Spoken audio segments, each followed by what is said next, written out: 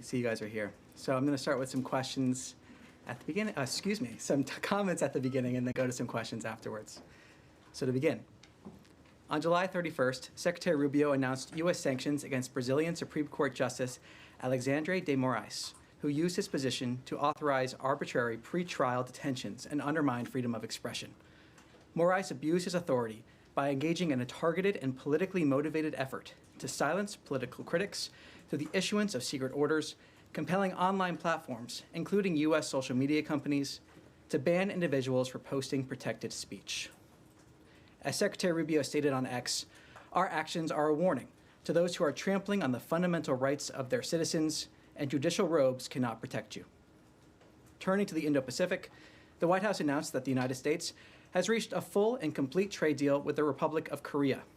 This agreement, as the Secretary is meeting today with ROK Foreign Minister Cho Hyun, reflects the unwavering strength of the U.S.-ROK alliance, which has served as the linchpin of peace, security, and prosperity on the Korean Peninsula and in the Indo-Pacific for more than 70 years.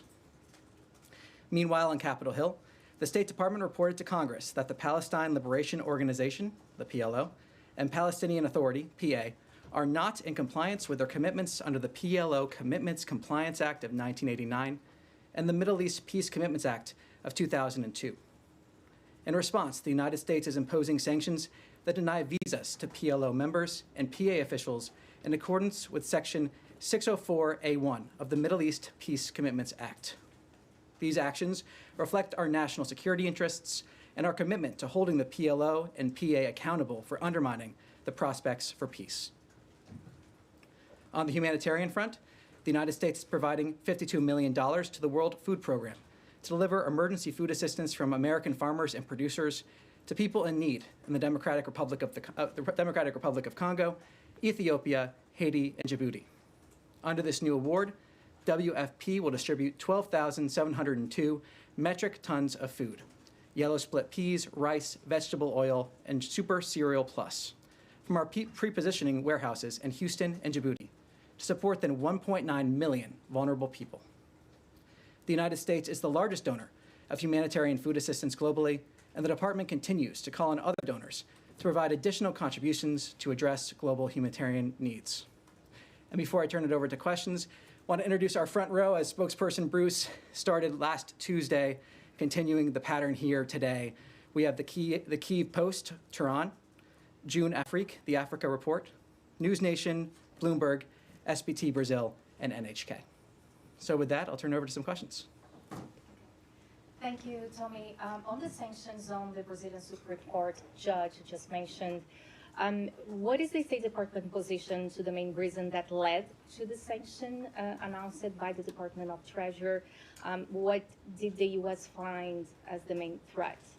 Well, look, Moraes is an activist judge that abused his authority by engaging in a targeted and politically motivated effort designed to silence political critics through the issuance of secret orders compelling online platforms, including U.S. social media companies, banning the accounts of individuals for posting protected speech. Moraes further abused his position to authorize unjust pretrial detentions and undermine freedom of expression. The actions taken by Moraes impact U.S. persons and companies, and the United States does not tolerate malign foreign actors who abuse their positions of authority to undermine freedom of expression of American citizens. So do other Brazilians, individuals might face the same sanction, or if there is any indication of new travel bans or visa restrictions for Brazilian citizens in general, now or in the near future, even next year when there is a World Cup? Well, I'm not going to preview what we may have in terms of further sanctions announcements or other actions there. What I can say is just point to this action and again stress how seriously we take this. Mm-hmm. And the last question, if possible, how is the diplomatic engagement among those two countries? Secretary Rubio had a meeting here on this matter. If the State Department has a position on this meeting. Well, I have no readout to provide on a meeting for you. Yes, Leon. Yeah, hi. I'd like to come back to what you announced. I mean, there was a statement this morning, but you repeated it, to the sanctions against members of the Palestinian Authority and the PLO. Could you specify to us who exactly are sanctioned, the officials that are sanctioned, and at what level? And could you explain to us a little bit the context of this coming really 2 days or a couple of days after the UN conference at the UN on the Palestinian statehood, and the push of many allies, U.S. allies, France, UK, Canada, for Palestinian state? Well, look, to stress, this is a biannual review that happens twice a year in every single year. And this report refers to the review period that ended in January 2025. So in terms of the timing of this report, this is a biannual report provided to Congress, and that's being provided here. It is the first report being provided under this administration. So in terms of timing, that's the timing, and that's why we're seeing this report now. In terms of specific individuals, outlined in the media note in terms of the policy, one of the many policy options that were available that is being implemented. I don't want to get into specific cases because ultimately, per the report, there is an opportunity for a case-by-case basis consideration for a waiver. And so we saw the media note outlining certain policy implications, the actions that were taken, but ultimately this is a case-by-case, or there is that option for in terms of a visa. Yes? Thanks, Tommy. Appreciate it. I'll take 2 more questions on this specific topic, on the PLO announcement, and then we can go on to a broader region for sure, but 2 more on this specific topic. But just to follow up with that, you, for example, for Brazil, for the Supreme Court judge, you didn't have any problems naming him and saying who it was. But in this case, you're not naming anybody, and could you give us a sense of as to what level they are? How many people are we talking about? Well, so the sanctions will impose denial of visas for PLO members and PA officials. And again, to stress, a waiver may be considered on a case-by-case basis consistent with our national security interests. Yes? Thank you, Tommy. Appreciate it. You said you were going to take a few more questions on I'll this. take 2 more on this specific topic. Yeah. Broader So- region for sure, but on this specific one. So on that one, specifically, the previous administration engaged with Palestinian Authority to find a solution for the future governance of Gaza. And that administration and Trump administration also said Hamas has no place in Gaza's future, a position that is widely shared by many other countries in the world. How does this action specifically impact Trump administration's ability to engage with PA? Maybe it doesn't impact it at all. Can you help us understand that? And were there any heads up given to Arab states about this action? Thank you. Well, I'm not going to speculate on what it will look like going forward, but what I can say is that the Biden administration in this biannual review also found them in noncompliance.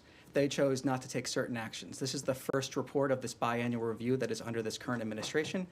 And we decided to take one of a few actions that were available in terms of once we identified the noncompliance. That is what this indicates. There's nothing further to read beyond this report except for the report finding noncompliance, as well as saying we are taking that action in terms of certain restrictions. But I'm not going to speculate further beyond that. And the Arab states? I'm not going to preview private diplomatic discussions. Yes. Sorry, one more behind, and then we'll move on to a topic.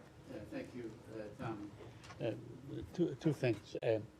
Of course, I mean, some actions were taken against the PLO back in 2017. They shut off the office, they cut off all aid, and so on. So this is also during the first Trump administration. I wanted to ask you that the Israeli media is reporting that Israel is going to annex part of Gaza and that they have a green light from the United States of America. That's what the government claims, the Israeli government.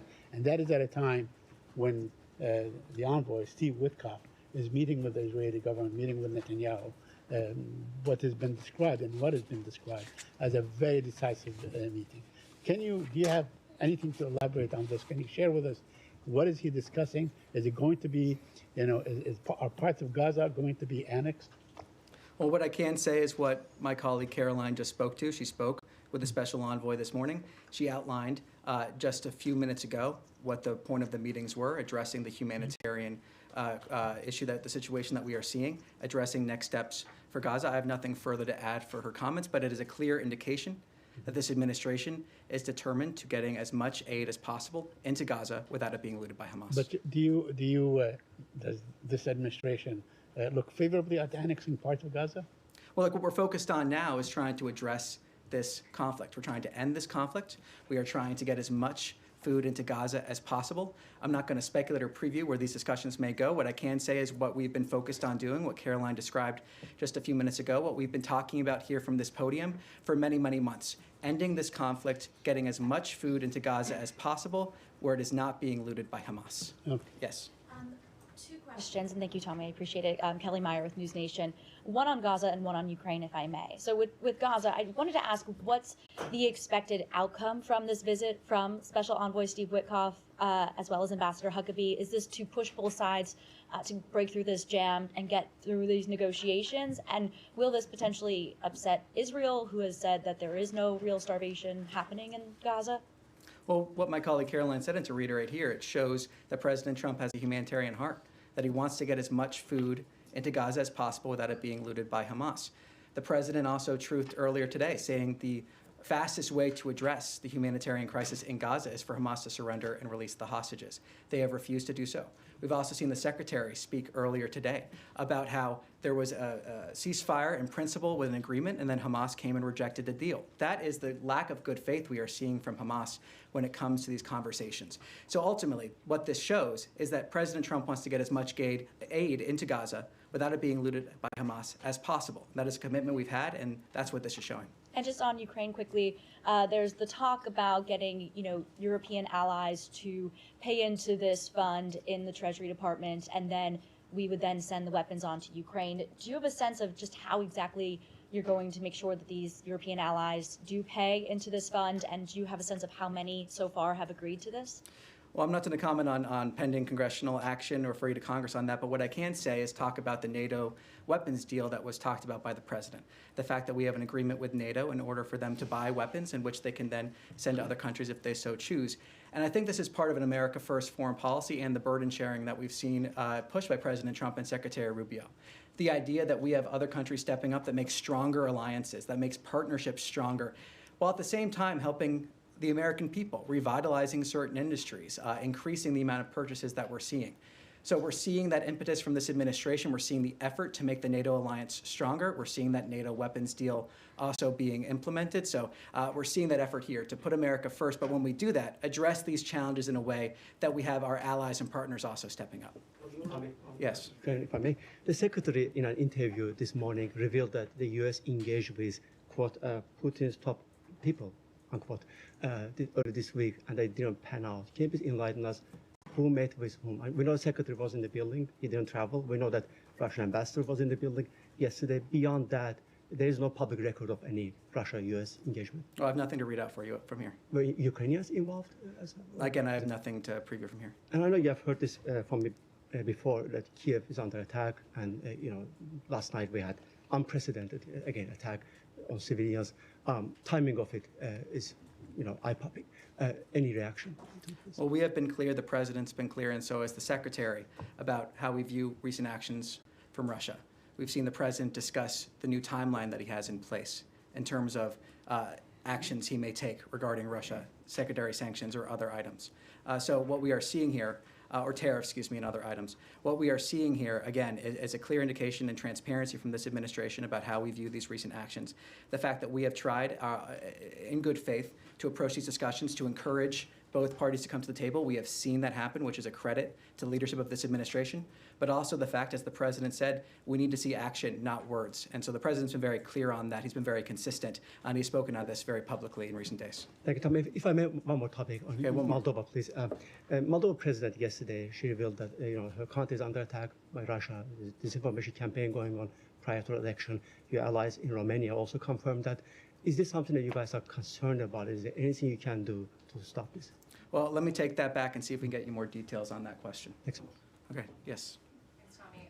Following up on Caroline's comments at the White House briefing, she said there would be a new aid distribution plan announced in Gaza. Do you have any details? Will GHF be involved in that? Is it exclusively GHF? Will it involve additional openings of crossings, for example? Anything you can tell us there? Nothing to further add in addition to what the president has said on this. It is clear, though, from Special Envoy Witkoff's trip that this is a priority.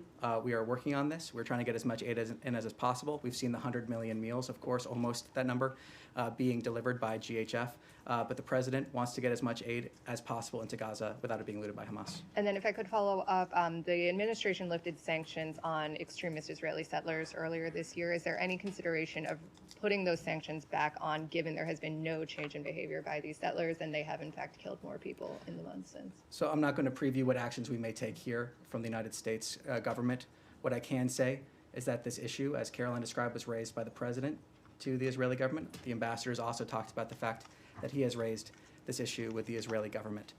The fact that we need to see these attacks stop and we need to see accountability. Yes. Thank you. NHK. I'd like to ask about U.S.-Iran negotiation.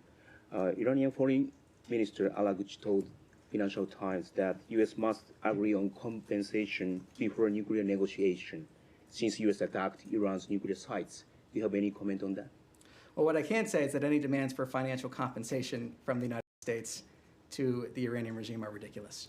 If the Iranian regime really wanted to save money or alleviate some of the sanctions policy, they would stop taking destabilizing actions. They would stop wasting money on their nuclear program. They would stop sending money to terrorist death squads across the region. They would stop oppressing their own people. So if they really wanted to save money or find a way towards prosperity for their people, they would start taking those actions. So any demands for financial compensation from the United States are ridiculous, but to stress, the United States is ready to talk with Iran. Iran has a short window of opportunity, but the ball is in Iran's court. So we're waiting to see what they do in terms of now it's in their court. Yes. Thank you, Tommy. To follow up on the topic of Iran, we saw today the joint statement on Iranian state threat activity in Europe and North America. I was just curious about the timing of this statement with the U.S. and so many allies signing on, and whether this was driven by any kind of a spike in the attacks that you've seen since the U.S. has seen since the strike on Iran, or what was the catalyst for the particular timing of this statement, if there was any catalyst? No details to provide in terms of that. What I can say is these are discussions that have been happening with our partners for a long time, and it's an issue that we take incredibly seriously. And one other question. I know that Sunday is the deadline for 180 days since President Trump's executive order for a report from the UN and the United Nations ambassador from the U.S., as well as Secretary Rubio, regarding which international intergovernmental organizations, conventions, and treaties the U.S. wants to continue being a party to. Can you give us any kind of an update on where that review stands, or what kind of reforms the U.S. is looking for at the United Nations? Well, that review is ongoing. While that review is ongoing, we remain a participant in much of the UN system in order to advance our interests. I don't want to get ahead of what the president may end up deciding once that review is complete. But what I can say is that this is part of that effort, again, to put America first, and we're not going to be a part of organizations when it's not in line with our national interests. We're not going to be part of organizations that pursue policies that hamper the United States. What we're going to do is defend our national interests, and we're going to be looking at this in terms of this ongoing review to make sure that our participation in these groups does exactly that. Yes, Nadia. Go back to the PLO office. You just said that the PLO last and the question PA, on the PLO. Yes, last one, please. Last one, okay. You said that the PA and the PLO are not in compliance of Act 1989 and of the Middle East Peace Commitment of 2002. Do you believe that Israel is in compliance of these two agreements? And do you believe that building settlements, enlarging settlements, is not in violation of all previous peace commitment that Israel has signed? Well, what I can say is speak to this report. That's what I can speak to. And again, speaking to this report, again, the Biden administration found the PLO not in compliance and decided not to take any action. And the PLO remains in non-compliance. This is the first report that we have had under this administration. That's why we're seeing this action taken, this biannual report. And it's important that we're vocal about this. We're outlining the reasoning behind it as we have.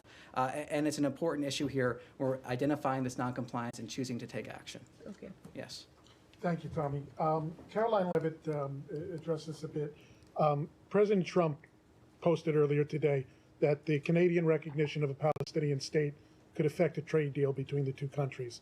So it goes beyond just disagreement with the countries supporting a Palestinian state. It looks like it's actually turning into action. To what extent does the recognition of a Palestinian state by these several countries over the last few days, how is it going to impact the bilateral relations between the U.S.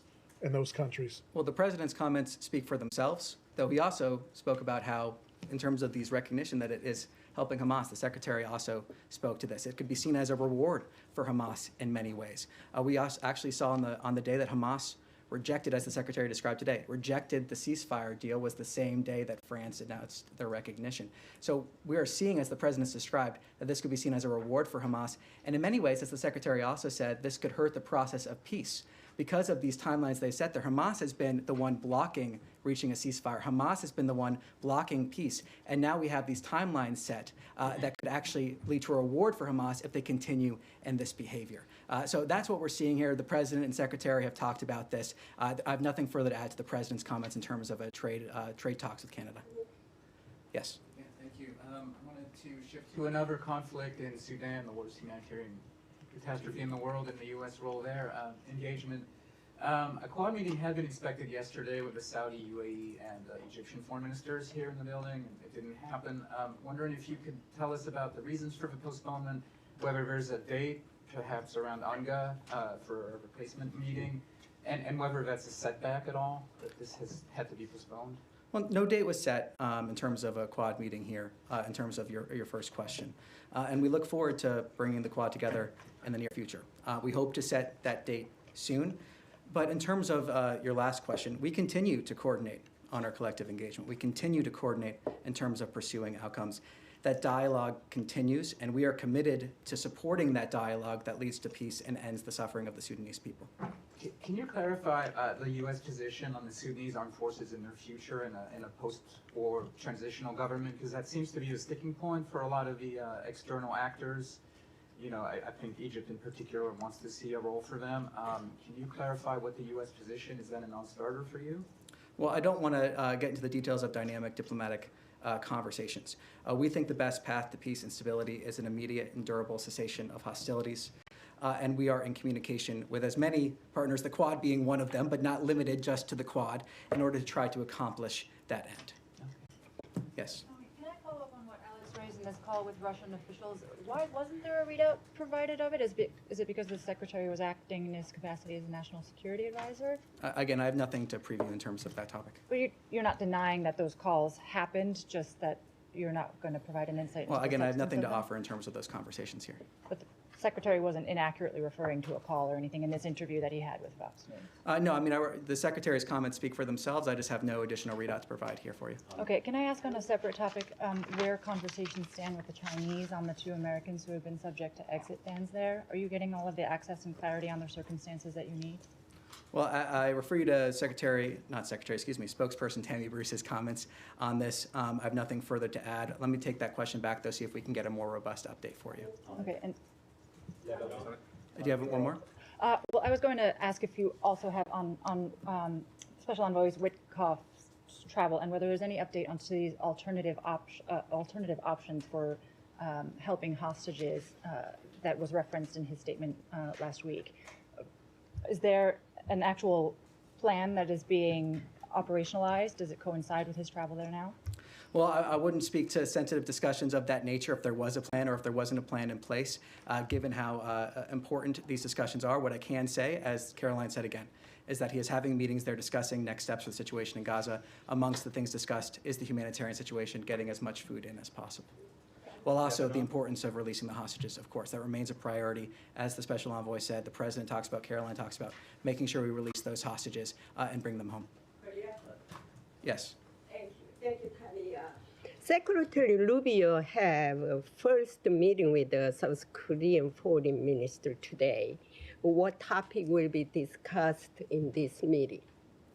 So I'm not going to get ahead of that.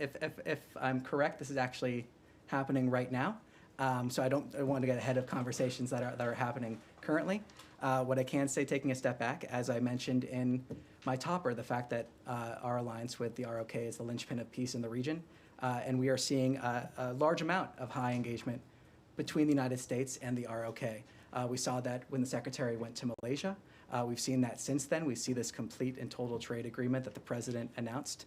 And so we see all this engagement, and I think this is the latest element of that in terms of conversations between the United States and the ROK. Thank you. Yes.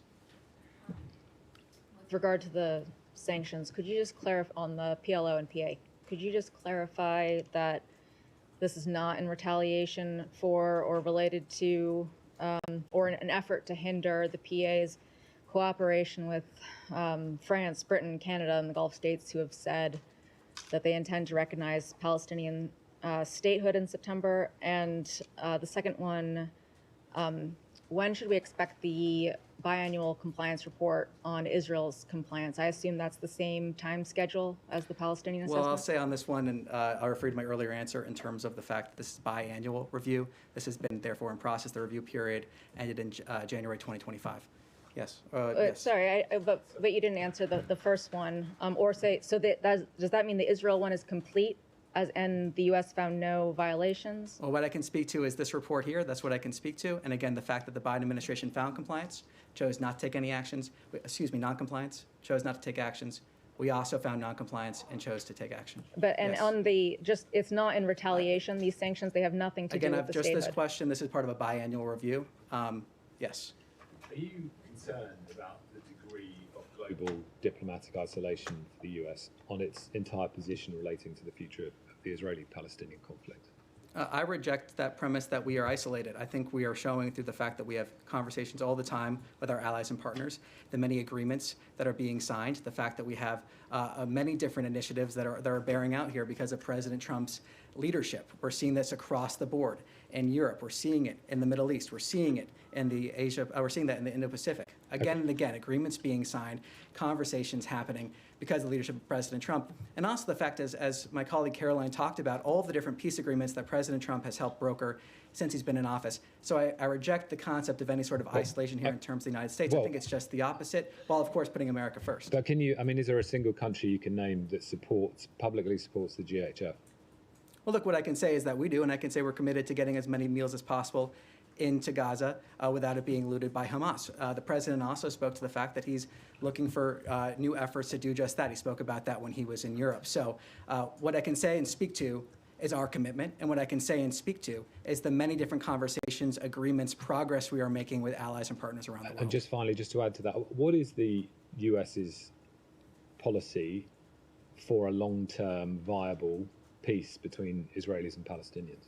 Well, as we've said here before, our focus is on ending the conflict and addressing the humanitarian situation in Gaza. Is there a long term? Is there any policy or plan? I'm not going to preview right now what that is. What I can say is that our focus is on ending the conflict and making sure the hostages are released and getting as much food into Gaza as possible without it being looted by Hamas. Yes.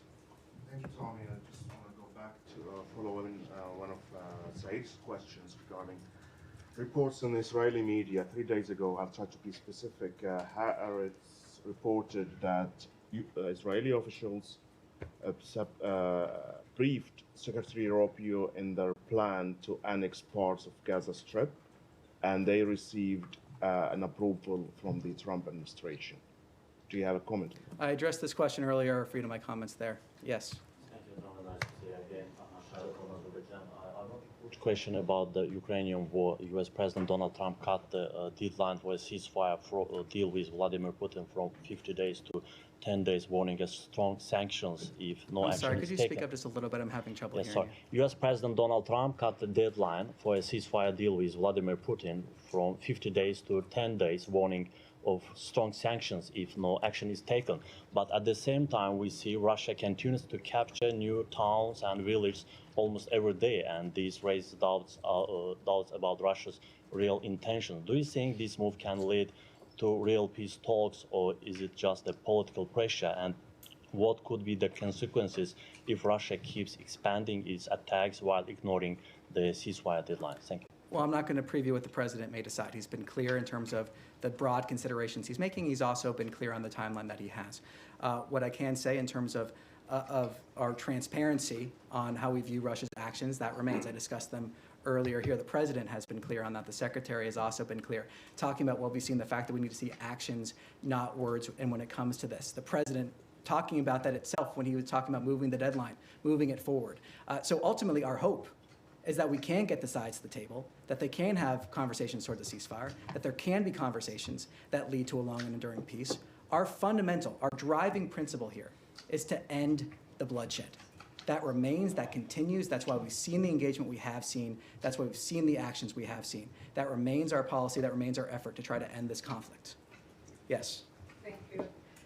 On the Muslim Brotherhood, the Brotherhood is reportedly being considered for the designation of terrorist organization by the administration. It was asked today in White House briefing as well. My first question is, organizations like Hamas emerge from the ideology of the Brotherhood. Does the State Department view the Muslim Brotherhood more as an ideology or as a structured, centralized organization? Second, where does it fall in terms of U.S. national security concerns? Well, what I can speak to, again, is our view of Hamas and the fact that they have blocked peace, they have blocked ceasefire, they have been weaponizing aid against their own people, the fact that they are. I'm asking about Muslim Brotherhood. Yeah, so, but I can talk about in terms of, you mentioned Hamas, so I'm speaking to that. Oh, in terms of our broader, that's what I'm speaking to here. In terms of our broader policy, when we're looking at different groups in the region, let me take that back and see if we can get further details for you. Appreciate it. But in terms of our view of Hamas, we've been very clear on that.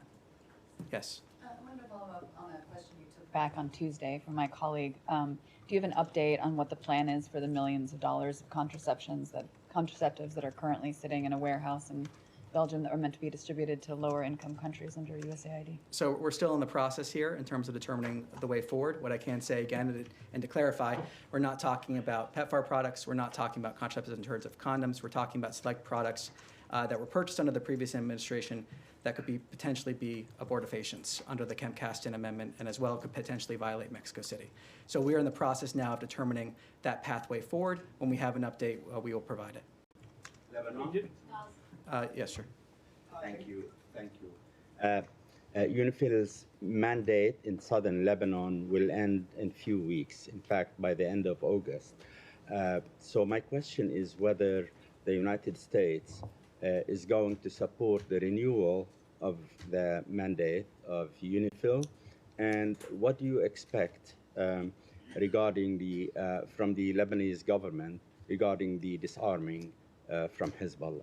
Well, we've talked about that here from the podium before in terms of needing to see the disarmament of Hezbollah and the Lebanese government's role in that. I refer you to those comments. In terms of your first point, let me see if I can get more information for you on that.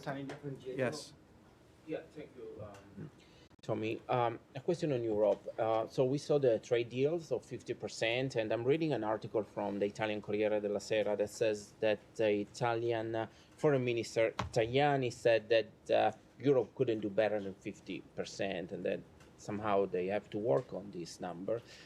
But inside the Italian government, also in the European Union, there's some concern that because of the European will have to buy so much liquid gas, somehow the United States would have a leverage on Europe on foreign policy when, as allies need to take decisions. So what would be the answer from the State Department to this? Well, in terms of trade discussions, I refer you to the USTR. In foreign policy, What I can say is that this is strengthening our relationship with our allies and partners in Europe. This is about strengthening our relationship with the European Union, but also bilaterally with different countries in Europe. That's what these agreements are doing through this rebalancing. And we saw that in conversations with the president when they were talking about this deal just when he was in Europe. That rebalancing, that was necessary in order to lead to those long-term, stronger relationships. So that's what we're seeing. That's what we're seeing in a lot of these deals that end up benefiting countries around the world. And it's, again, showing President Trump putting America first. But when we do that, we can find common ground and lead to benefits for everybody. All right. All right. Thank you very much. Thank you. Thank you, Tom. Thank you.